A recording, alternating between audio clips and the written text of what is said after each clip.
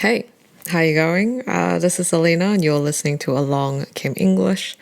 So usually I do my recording at night when it's quieter, but because of my schedule, I had to record this during the day. So I apologize for any background noise during this episode. For this episode, I thought I would reflect on growing up in a multilingual environment. Now, before I get into it, I'd like to give a shout out to Pierre, our very first patron on Patreon. Thank you so much for your support. Much appreciated.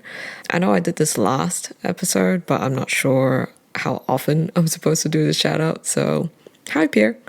And if you're listening to the podcast on any podcast platform, transcripts are available on the website, alongcameenglish.com. If you're on the YouTube video, well, you can just read along. Okay, moving on. Now, I'm reflecting on my own upbringing, but I think it's very common that people grow up and interact in a bilingual or multilingual environment. I mean, most people I know are bilingual or grew up in a multilingual environment for a variety of different reasons. In my case, Brunei is quite a multicultural place, even though Malays are the majority and the language Malay is the standard. Historically, there is a colonization aspect with regard to the English language in Southeast Asia, but let's not get into the history and politics today. Now, if you've listened to the episode where I talk about my childhood, I grew up with a maid. This is very common and even socially normal in Brunei. So in the household that I grew up in, there was my family and another couple who were my maid and her husband. Now, household usually applies a family, but it generally refers to the people who live together in the same house. So it's not just a single family, it can be a shared house as well, where different people who may be unrelated come together to share a house. I grew up in a multilingual environment. My parents spoke multiple Chinese dialects, but they would converse in Cantonese. My maid and her husband spoke Filipino or Tagalog, and the kids would talk to each other in English. Apparently, I could speak Tagalog as a child, but I don't remember any of it. Malay is the official language in Brunei, but there is also a fairly large Chinese community, and most people in Brunei can speak English as well. And although I have some ability to speak Mandarin and can understand a little Cantonese, I have no confidence whatsoever in my ability to speak a second language fluently. English is my native language by default, and this is the language that I find easiest to communicate with. I understand a fair amount of nuance in the language. Nuance means subtle distinction or subtle differences. This is the language I think in. Now, usually with people who can speak multiple languages, I would say it's rare that they can speak all languages at the same level of proficiency. Often they are better at one over the rest. And people who are learning a new language will often measure their proficiency against their native language.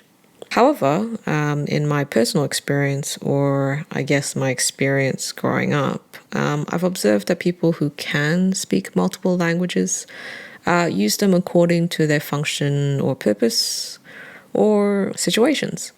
So if I take my dad, for example, my parents conversed in Cantonese and he would speak this to my other siblings. So Cantonese is used for family. My dad spoke Mandarin with his friends, so Mandarin is used for personal use. He spoke in English for business. I don't think his English is great, but he used it for professional purposes. And if I think about it, I guess this is the reason why my dad and I have language barriers, because he doesn't really speak English on a personal or family level. Anyway, let's take my sister as another example. She speaks English in her immediate family. to her husband and her children, but she speaks Cantonese with my parents. She speaks Hokkien, which is another Chinese dialect, with her father-in-law. And she speaks Malay with her maid because she comes from Indonesia. Now, there's been a few times where I had to ask my sister to help me translate what I'm trying to say to my dad. I don't think she has the same language barrier issues as my dad does, but she would probably find it weird to have a personal conversation in Malay with my mom. I also have a friend who normally speaks English, but when she gets angry, she'll start speaking Mandarin. And my mom does something similar too. Will normally speak in English, but when she wants to gossip behind someone's back, she'll start speaking to me in Mandarin. And sometimes languages are segregated among friends. So friends in one group will speak English, and then a different language among a different group of friends. And I always belong to the English group. I've seen instances where friends have tried to speak a different language than they're used to, and then they start to feel awkward and weird about it. So yes, it's interesting that languages can be split between different parts of one's life. And I'm also curious about what language they think in. I mean, does my dad think in English when he's thinking about business? Does my friend swear in Mandarin in her head when she's angry? I mean, obviously people have different ways of thinking in their head. Some hear words, some visualize, some conceptualize. Now, I tend to visualize interactions or activities, but when I imagine myself talking, I will hear the words in English. I have heard that for people who are deaf, they see the words as opposed to hearing them in their head. Personally, I don't typically think in Mandarin unless there's something I'm trying to translate and I don't have the words for. It's kind of like when I try to look for a file on my hard drive and I try to search with keywords or go through different folders in my head, but it's not always successful. But even then, when I speak in Mandarin, I can speak without hesitation if it's a very simple exchange. If I don't have the words, that's when I hesitate and have to think about what I say.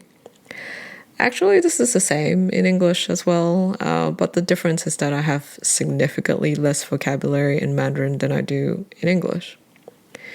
In a way, this is kind of reflexive. And when I say reflexive, I mean something that is performed as a reflex without conscious thought, like an automatic response.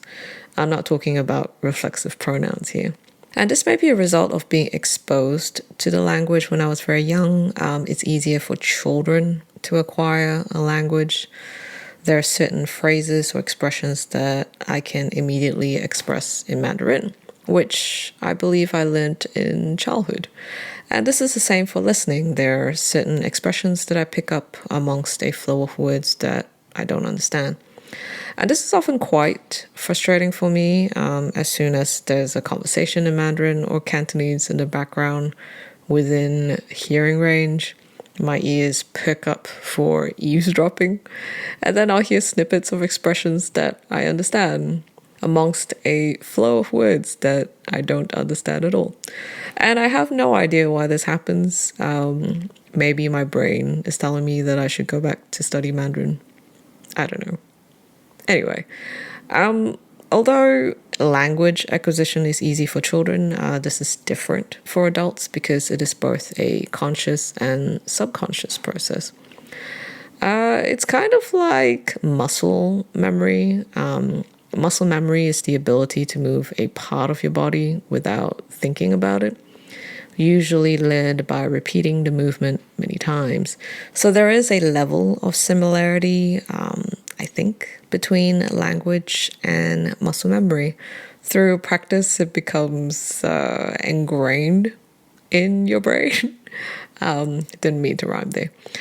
By practicing regularly, over time, your understanding quickens and your responses become faster. So it is possible to change native languages over time, particularly if it becomes the one you predominantly use.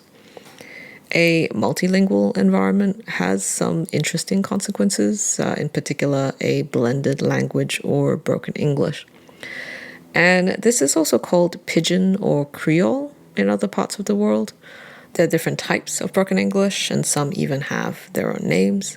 In Brunei or Malaysia, it's just referred to as broken English. In Singapore, it's called Singlish. In Japan, it's called English.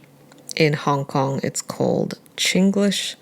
And there is actually a Wikipedia page for a list of English-based pidgins. Broken English is a modified blend of different local languages. While I don't speak Cantonese with my family, I do, however, speak broken English with them. For me, it's more like a different accent because I still speak English, just differently. I speak faster. I add las and bars. I adopt a different sentence structure. I drop articles. It's like a grammatically incorrect version of English. I started going to an international school from a young age, so I adopted a more Western accent and way of talking. And when I was younger, I would subconsciously start talking broken English when I interacted with people who spoke this way. Now, I tend to only do it when I speak with my immediate family, and what you're hearing now is my default way of talking. Apart from broken English, I have noticed that there are times when people speak a language and then throw in snippets of a different language. I remember when I was learning Japanese for a year, I would speak English and then occasionally throw in simple Japanese words. I guess this would be considered broken English, but it's not really a local language. It's more a consequence or result of my own situation. I also had a Polish colleague who experienced something similar. She only learned English after moving to Australia. And she told me that when she spoke Polish after that, she would often throw in English phrases, so it became a blend of Polish and English. There is also an aspect of social identity that is associated with broken English. Just like languages, it can be cultural, and it can reflect certain cultural values if you speak or sound a certain way. So, for example, on the Wikipedia page for broken English, the younger generation of the Maori in New Zealand adopted broken English as a way of asserting their own sense of cultural identity, even though they're more proficient in English than the previous generation. As for me, sounding the way that I do, I'm not considered local in Southeast Asia, even though I grew up there. I mean, I left Brunei a long time ago, so this is not really a regrettable situation. And I think it's become quite common for people to move overseas these days, so it's not surprising anymore when others find out that I'm actually Malaysian. And I have come to realize fairly recently, in some places, a Western accent is associated with a level of awe and maybe even prestige. When I taught briefly in Malaysia, students were quite direct about not wanting a teacher with a local accent, which is quite unfortunate, I think, because, accents don't determine if a teacher is good or not. And I've also come across academic journals where Western accents are often desirable in teachers and non-Western accents are often looked down on. There is a phenomenon where people who normally speak broken English would try to adopt a fake Western accent even though they have never spent time overseas, or they don't have friends or family who are from overseas. Obviously, it comes across as pretentious, but it happens. There's a video created by a Malaysian YouTube channel called The Ming Thing that really captures this well. The video is called Your Accent Come From Where? As you can probably tell, that sentence structure is broken English. There is a scene where the girl who has been speaking in a really bad Western accent picks up a phone and starts talking to her mom in broken English. And that's pretty much what happens to me when I speak to my family. I do that. Anyway, a fake accent is something that is often made fun of, especially if they sound unnatural. On the other hand, accent acquisition is actually quite common. This happens when you unconsciously mimic the sounds around you, particularly if you've moved to a different environment or spend time with people with different accents. So your accent changes quite naturally. I would say my accent is a blend of all my language influences, my family, my teachers, my education, the countries I've lived in, the friends and colleagues I've spent time with. I've also heard instances of people who adopt the accent of the person they're interacting with almost immediately. I remember I was on a plane once and there was a conversation going on in the row behind me. I think it was an Australian girl and two Irish guys. And throughout the conversation, she started picking up Irish pronunciations and was apologizing for it. I guess anyone who goes away for a few days and then comes back with a different accent is going to get raised eyebrows for a while until their accent returns to normal again. Raised eyebrows is a facial expression to express surprise or mild disapproval, like the emoji. Now, I don't know if you've heard of language interference or language transfer. I'm sure if you're bilingual or multilingual, you've probably noticed that one language that you speak is affected by another language that you speak. This can be with sentence structures, certain pronunciations, articles, conjugations, etc. And broken English is pretty much a result of this. It's basically a mashup of different local languages with different language features into one. Mashup is an informal way of saying a mixture or a combination of two or more things. A lot of sentence structures that I use when I speak broken English is more similar to Chinese than English. There are positive and negative transfers. Of course, positive transfers tend to be overlooked because people are more conscious of the mistakes, right? But if you're learning a language that is similar to something you're already fluent in, learning is significantly easier than another language that's completely different. So, for example, French is quite similar to English, but Chinese and English are completely different. I had a student whose native language was French, and he would often anglicize French words because there are a lot of similarities between English and French. So anglicize is a verb that means to make or become English. Yeah. And he would take French words and assume that they would be the same or similar in English. It was a shortcut, but didn't always work. I would Google some of these words because I thought there might be a definition that I hadn't heard of or something. And then I would get results, search results in French. It was kind of funny. Anyway, I think for most people who grow up in bilingual or multilingual environments will often adopt the language that is most common in the country or the area they live in as their native tongue. And this is often the case for immigrant families who move to English-speaking countries. The children often become native English speakers, but not as fluent or proficient in their family's language. I've met numerous people here in Australia who are born here to immigrant parents or moved here at a very young age, and more often than not, they will speak English as their first language and their parents' language as their second. And they'll speak English to others in the same generation, to their siblings or cousins who have moved over as well. And they will only speak their family's language when they have to, usually to their parents or grandparents. Now, in my case, having gone to an English-speaking school from a young age has definitely been a factor in making English my language of preference.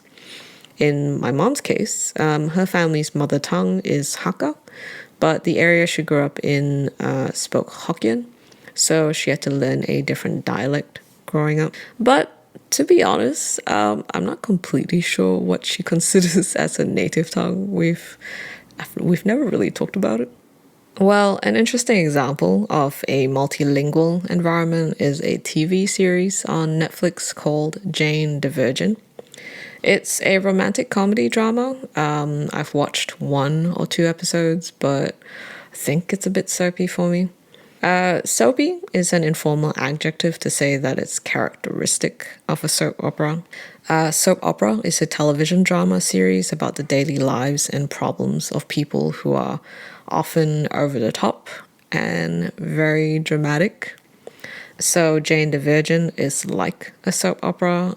It's not quite my cup of tea, but it is very popular, and I know a lot of people who enjoy it.